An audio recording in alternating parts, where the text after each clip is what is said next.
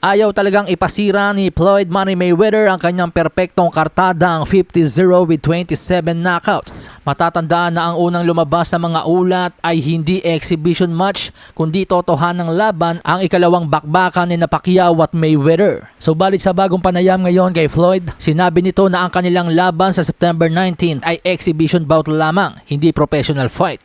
Inihahambing niya ito sa kanyang nakaschedule na exhibition na laban kay Mike Tyson. Aniya, this is actually not a fight, it's an exhibition. You know, I got an exhibition with Mike Tyson also, sabi ni Mayweather.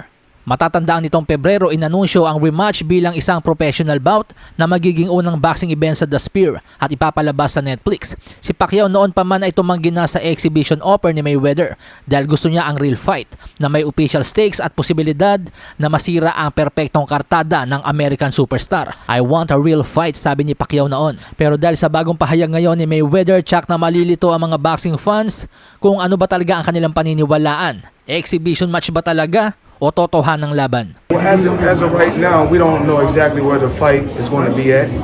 We don't know the location of the fight. The Sphere is one of the places that they talked about. So we don't know if it's 100% going to be there. And this is not actually a fight, it's an exhibition. Okay. And you know, I got an exhibition with Mike Tyson also. Another exhibition in Greece. Sa iba pang balita, nabatikos naman ang boxing legend na si Roy Jones Jr.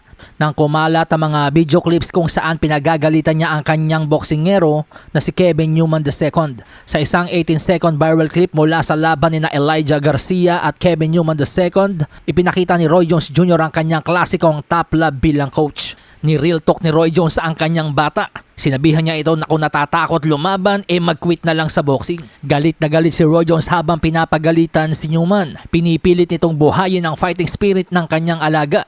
I'm fucking scared. He's bitching you out. Alright? He's bitching you out. Okay? He's bitching you out. Okay? Go either fight the motherfucker or don't fight. You gonna fight or fucking quit. Alright? He's bitching you out right now. Okay? Fight or fucking quit boxing. Alright? They ain't gonna say it no fucking more.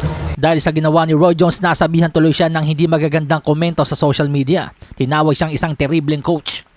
May mga nagsabi pa na gusto nila si Roy Jones bilang boxer pero banu ito pagdating sa pagko-coach. May nagsabi pang mas makatutulong sana kung nagbigay na lang si Roy Jones ng talagang payo o game plan kesa yung ganitong pinapagalitan. Pero ano man ang galit ng mga boxing fans sa ginawa ni Roy Jones sa kanyang alaga, nagbunga naman ang payo ni Roy Jones. Dahil mula sa pagiging dehado sa bakbakan ay na-upset po ni Kevin Newman II ang liyamadong si Elijah Garcia sa pamamagitan ng 10-round majority decision. Dahilan upang mag-improve ang kanyang kartada ngayon sa 19 wins, 3 losses, 1 draw with 11 knockouts. Masama man sa paningin ng iba pero kung minsan kailangan mo talagang diretsahin ang iyong alaga. Hindi dahil sa inaaway mo siya kundi para mas galingan pa niya.